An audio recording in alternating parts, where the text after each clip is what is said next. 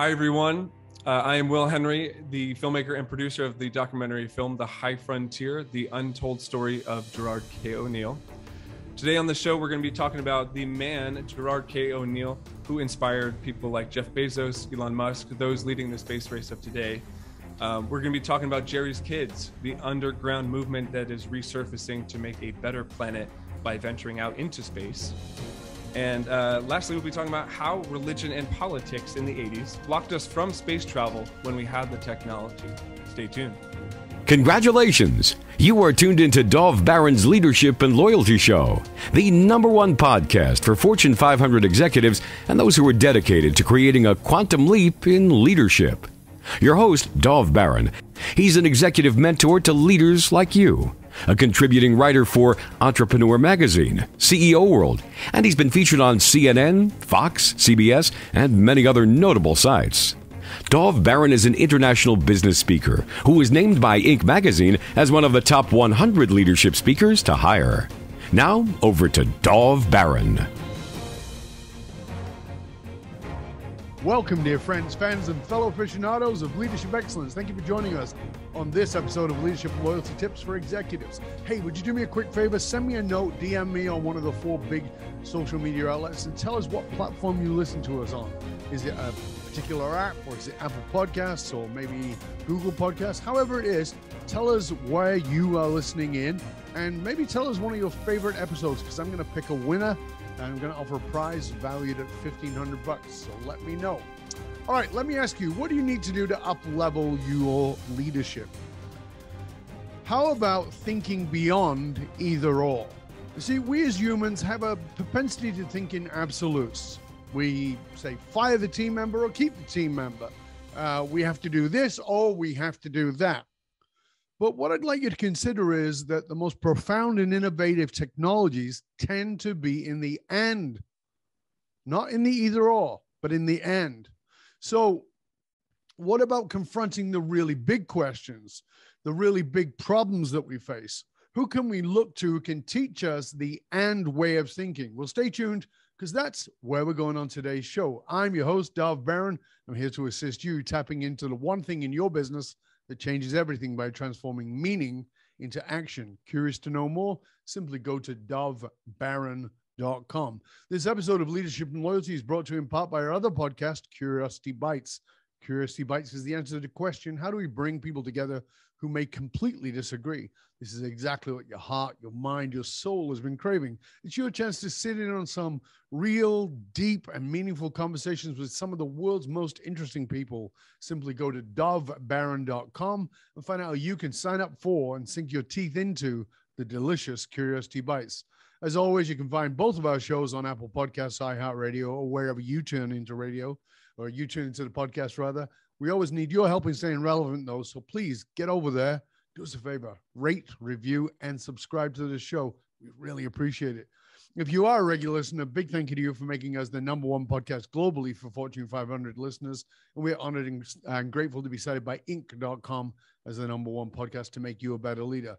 If you are listening on Google or wherever it is, again, we really appreciate it. I want to thank you for sharing the show with everybody you know. All right, let's strip it down and dive right in. I don't know if you like, love, or hate people like Elon Musk, Richard Branson, or Jeff Bezos, but as a leader, you likely want to know what drives them to the extraordinary heights that they get to. One thing is certain, that these individuals tend to be solution-based, not on either or, but very much in the and way. In his writings cited in a Fast Company article, Jeff Bezos said, "Blue Origin is the most important work I'm doing. I have great conviction about it, based on a simple argument. Earth is the best place. The big question we need to ponder is why we need to go into space. My answer is different from the common Plan B argument," he says. "The Earth gets destroyed and we want somewhere else to go. It's unmotivating and it doesn't work for me," Bezos said. "When I was at high school, I wrote, 'The Earth is finite, and if the world economy and population keep expanding, space is the only way to go.' I still believe that," he said. So let me ask you, do you know what or who got Bezos to even think about those things, not in an either or, but in a why way? The answer is a man who very few people today would even recognize the name of, a man who our guest today has made a fascinating movie about. The gentleman I'm referring to has inspired people like Jeff Bezos, and Bezos actually cites him, and the creator of Star Trek, Gene Roddenberry, a man who, when you watch the movie, it may change your entire understanding of the possibilities and value in this new space race. So let's find out together. Our guest today is Will Henry. He is a filmmaker, writer based in Los Angeles, California. He's born and raised in Princeton, New Jersey, and Will later attended the School of Visual Arts in New York City as a director, screenwriter, double major, and he graduated top of his class. He began his career in development at Tribeca under Jane Rosenthal, and you may have heard of this bloke, Robert De Niro, and later as a creative executive at Cindy Cowan Entertainment.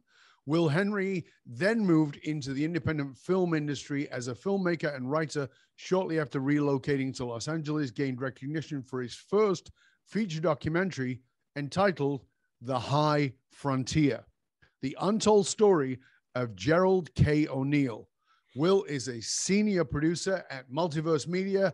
Ladies and gentlemen, please put your hands together and help me to welcome Mr. Will Henry. Thanks for having me, Dave. You're welcome, Will. It's good to have you here, man. Oh, thanks for having me. It's a joy to be here. You know, one of the things that I was talking about either or and the and thinking, and you've made this movie about Gerard ONeill. I'm going to talk more about, want to talk more about him and have people more understand who he is. But when obviously you had to do an enormous amount of research for this movie. It took a long time to make. There's a lot of background. What did it teach you about the and thinking as opposed to the either or thinking? Because people are either, yeah, we got to go to space, or like, I have no interest in it, I think we should stop it. No, I really appreciate you putting it that way too. And it was a very astute way of putting this question out there today, which is the either or version of thinking about a problem.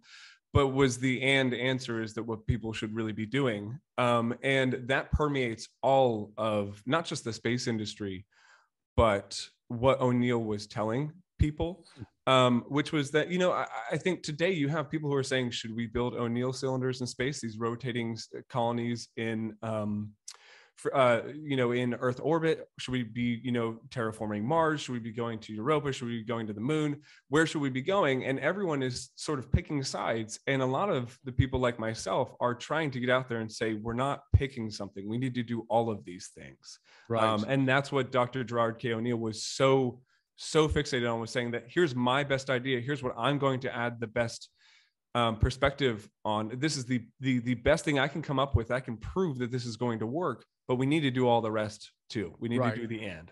Right, exactly. So let's jump into who Gerry ONeill was, because I think that people my age and maybe a little bit younger might remember who he was. We might have that memory. We might remember seeing him on Johnny Carson with his No Country for Old Men haircut. You remember? Because that haircut, I was like, he had some style, absolutely wonderful style. The Beatles haircut, the orange turtleneck, the brown. Oh, he's a beautiful human being. Like when you watch those things, you're like, this guy stands out. That's for sure. Yeah, absolutely. But he didn't think like anybody else. So,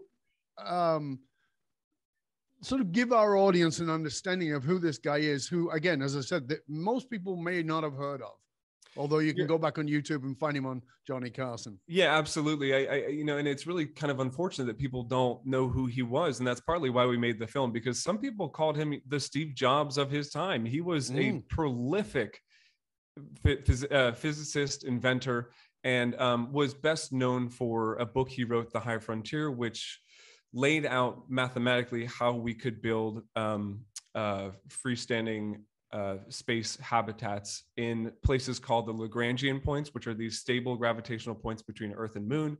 And in proving that, started a grassroots movement to get that done and to do, quote, open up the high frontier. And what he really, the legacy he left was in a couple parts, but the most important part is that, like you said, he inspired Jeff Bezos, he inspired Elon Musk, he inspired Peter Diamandis of the X Prize, Richard Branson. Everyone along that route who is doing something big today was inspired by Gerry ONeill, whether or not they say it or not. And I think a few just quick accolades too. I mean, Gerry invented the precursor to GPS. He invented the particle accelerator. He did all these things that should have been Nobel Prizes. And had he lived long enough, probably would have gotten those prizes for doing so. I knew that he had done the GPS. I had read that somewhere years ago, but I didn't remember about the particle accelerator. Yeah, it's a very little known fact, and he did it in his mid-20s. It was the first, it was the first big thing. He was looking, he was like, I'm going to solve something big. And he was sitting in a room of people who were working on the original. So he didn't come up with the concept of a particle accelerator. What he did was took that model and said, hey, you have this thing that works for half a second. It shoots subatomic particles at each other, and it doesn't work long enough, and it doesn't give us the capacity to study them for an extended period of time and at the magnification we want. So he said, I'm going to give you this piece of the puzzle that you're missing. And it was what's called the particle storage ring, which allowed us to study, which basically is the basis for all of the major particle accelerators we use today. And the whole concept of particle accelerators would have been out the window 2 years later if he didn't. We were spending so much money on particle accelerators, and they weren't working. They were 5 feet long, and they were an enormous amount of money. And the research wasn't going anywhere. And him inventing the particle storage ring solved all of that. I mean, that is in itself. I mean, you know, if it stopped there, we go, okay, you know, wow. But he didn't get a Nobel Prize. And there's some of that's talked about in the movie.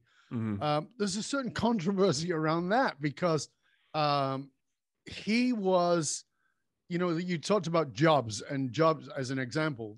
Steve Jobs was this guy who was, by all accounts, a bit of an ass as a human being, but, you know, clearly a brilliant innovator, right. And not particularly good with people. Gerry seemed to be very good with people, and that seems to have also been his downfall because from what I saw in the movie and the research that I had done was that it was kind of leaving the upper echelons of, you know, the academic and actually becoming more public and being on casting that may have gotten in his way. Am I right on that? Absolutely. You're absolutely right. And I do believe that, you know, he wrote a quote that we read, his widow, Tasha ONeill, read at the end of the movie. And I believe it went something like, I hope I can look back on my life when I pass, having done work on good dealings with everybody I worked with. And that was his goal. He wanted to improve humanity, and he wanted to do it for everybody. And he was absolutely brilliant and should have won a Nobel Prize for the particle storage ring. And if he had lived longer, he actually would have. But he had this strange sort of almost Carl Sagan-ish personality that made him enormously approachable to people and was an incredible educator because of that. But he was also a science popularist. He wanted people to understand science. He cared about people maybe just a little bit too much, to the point that it was a little bit of his downfall. Yeah, because it seemed like they would have preferred him to keep his science to the scientific community. And he really took it to the public in many ways. Like you said, like Carl Sagan did, you know, with Cosmos, the original Cosmos show, which I watched as a kid and loved. You know, he was doing that same sort of thing with the idea of space. Right. Yeah. And there's institutions around the world that will not acknowledge you, even if you are Einstein, if you have any sort of pop culture perspective, branding of your own, you know, work, or if you've written books that could be perceived as pop culture. And that's exactly what he did with the High Frontier, as much as he didn't want that to be the outcome for it. And I think it was surprising that he was on the 1970s National Commission on Space under Reagan, partly because of that. But him winning that spot in that commission was an enormous feat for him. And it gave him the leverage to potentially get these space habitats made. And unfortunately, it just came down to a vote and it didn't work. So let's talk about that, because let's have, so we talked a little bit about who Jerry was, but now let's talk about, you know, because of course the movie is called The High Frontier. So The High Frontier is a book, it's a movie, but it's also a global community of people around the world who've been connected. And let me just say, in case you don't know, if you go and do your research on it, and I encourage you to just Google it right now, the amount of people who you will recognize who give a shout out to the High Frontier, who give a shout out to Jerry ONeill, will blow your mind. Absolutely. But let's just talk about what is the idea of the High Frontier, because I think that's where we get into the and rather than the either or. We stay on Earth or we go to Mars, and we grow potatoes out of turds on Mars, right? Or we stay on Earth and we stop eating meat. Well, maybe there's some other options. So let's talk about this, because it's fascinating. Yeah. And it was, so the way that Jerry came up with this concept was he asked a group of freshman physics students in his physics class at Princeton, you know, where's the best place to build an expanding technological civilization in the cosmos, not on Earth, in the cosmos. And the idea at the time, this was 1969, they figured everyone was going to say, you know, the moon, Mars, etc., a planetary surface. They came back and said, no, the answer is actually in freestanding, floating space habitats that you see in pop culture since the last 30 years in shows.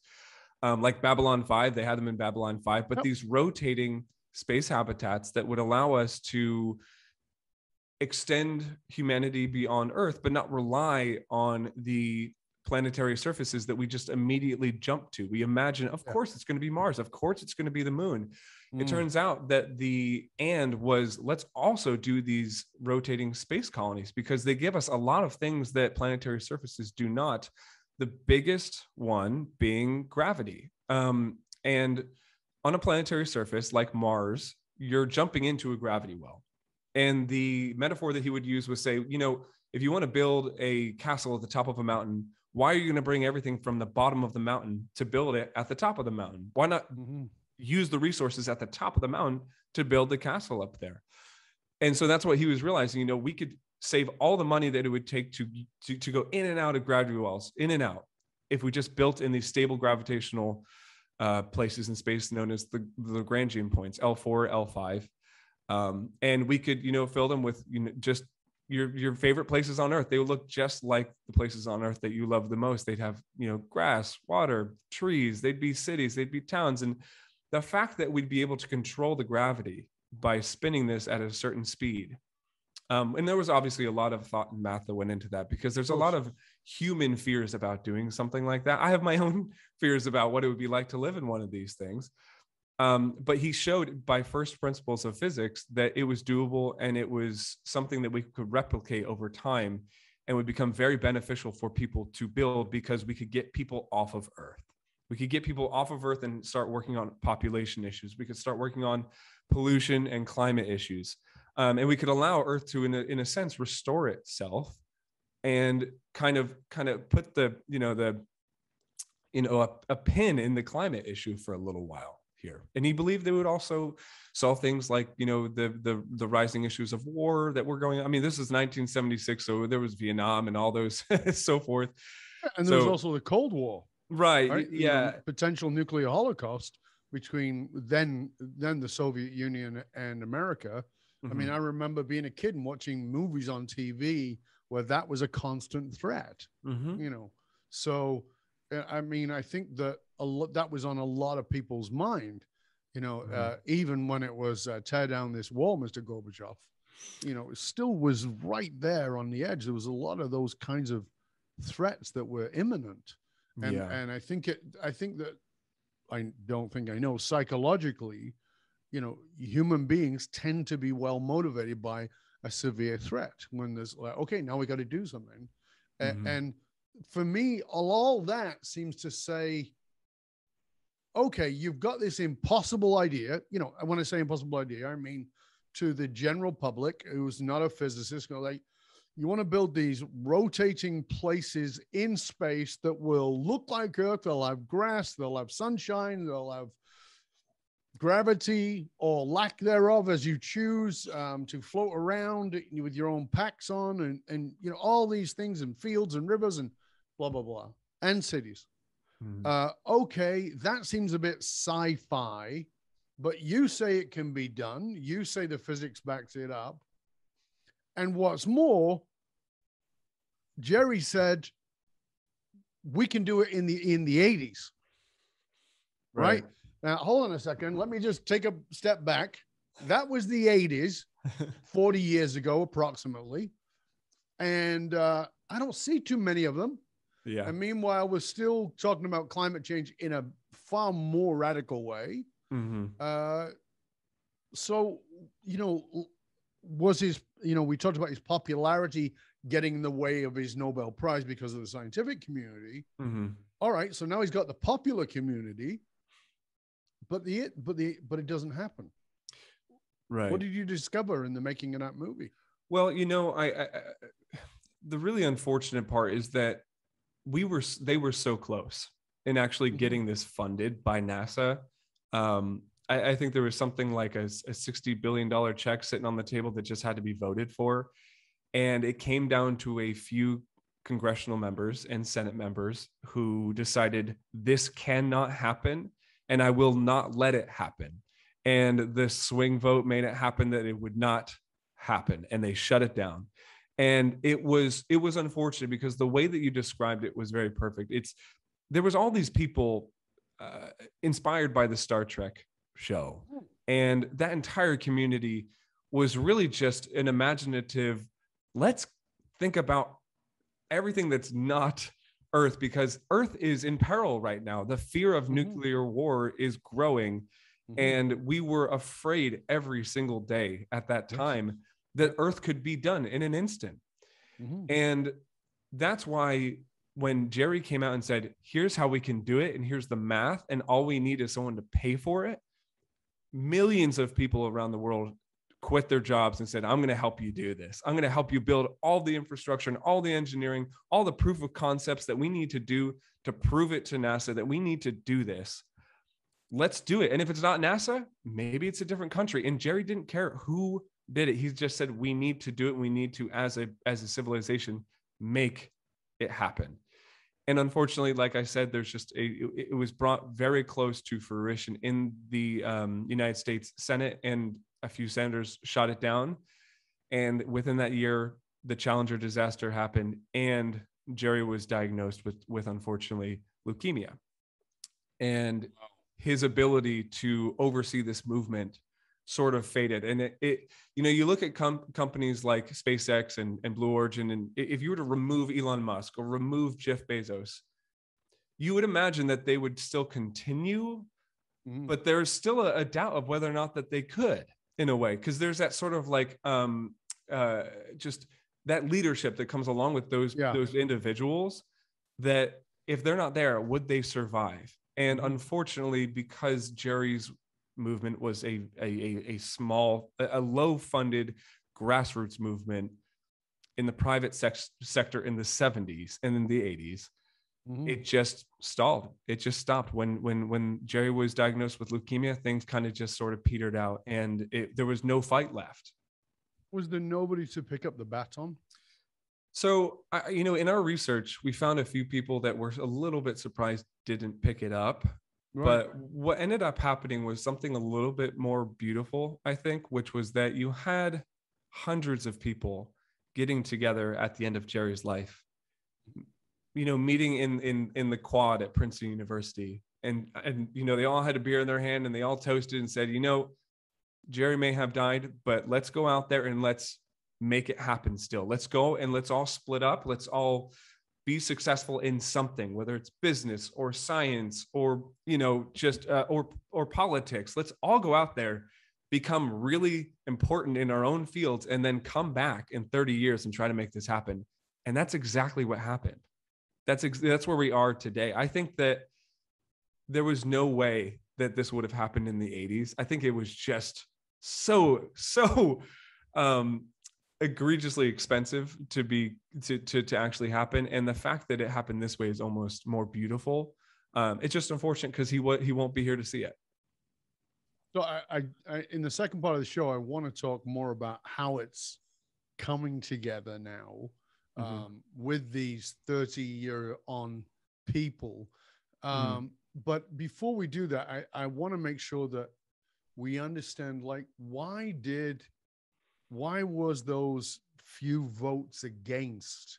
What I mean, and almost vehemently so. Like, it wasn't just, well, we can't afford it. It was, the devil's work, Right. Almost. So talk to us a little bit what you found about that. Oh my gosh. I mean, I can't tell you how many times I was listening to Jerry on a radio show, and the callers would call in and say, you're going to go up into heaven and you're going to destroy heaven. You can't do that. Or, you are the devil because you want to destroy our heavens above us. And that's where God's land is. And it was, the pushback was more than just, this is a bad financial decision. It was, we are going to destroy humanity if we do this. And that's what those senators believed in. They believed that this was a pie in the sky endeavor that would never work, and that it would not only be a disaster, but it could actually, they filled people's minds with the concept of, I mean, these things are going to fall out of the sky and come crashing into Earth, and that's worse than any asteroid that could hit us. And people bought into it. People believed it. And not that that's something that could potentially happen if we did the math a little bit wrong, but that was not the reason we shouldn't do it. And these senators at the time, there was a deep religious perspective, negative perspective of what Jerry was trying to do by going out into the cosmos. And I believe that those people could turn a blind eye to what Carl Sagan was doing and with Cosmos and all the space education that was permeating the world at that time. But when someone like Gerry ONeill was coming in and saying, we can do this, this is how much it's going to cost, and it showed up in the Senate, they said, absolutely not, get it out of here. So it was blocked by blatant fear, but also religious fundamentalism, making shit up, right? Just, that God's going to be up in the sky and is going to be really upset about this. And, we're all going to hell in a handbasket. Yeah. I think that was at the base of a lot of the people who opposed it. Yeah. That is so, I mean, we think we're pretty advanced because we're in the 2020s, but, we look back and we think of the Dark Ages as being 500 years ago. We don't think of it as being 40 years ago. But that thinking is a Dark Age thinking. I mean, I'm not saying it doesn't exist today, because I sure know it does, but it's so interesting to me at a developmental level of who we are, to think that things like that can get in the way today. Oh yeah. It's just blows my mind. And so, like I said, in the second part of the show, I want to talk about how it's moved forward, where it's moved forward to, and that same threat, which is still imminent, still there, still a potential, and could still get in the way. So we'll talk about that in part 2 of the show. Before we go into that, I want you to tell everybody where they can find out more about you, Will, about the movie, about the High Frontier, and any of the resources that are available. That would be great. Thank you. Absolutely. Thank you for giving the opportunity. You can obviously find out more about me at willhenryfilm.com. That'll show you all the film projects I'm working on aside from the High Frontier. But to learn more about the High Frontier, you can go to thehighfrontiermovie.com. And there's links for everything on there. If you want to buy the DVD, Blu-ray, if you want to stream it on Apple TV or Google Play or so on and so on, you'll find it on there. And then we've got some great merch as well. If you want to spread the word and wear the ONeill story on your chest, that'd be great too. So you can find that all on thehighfrontiermovie.com. As somebody who has watched the movie, I can tell you it is inspiring. It is very well done. It's not just, like, I'm a documentary freak. I love docos. but it is very well done, and it really gives you an insight into the humanity of this man. I fully encourage you to go watch it. We're going to be back in just one click. So until then, stay curious, my friend. Stay curious about not either or, but and. We'll see you in one click.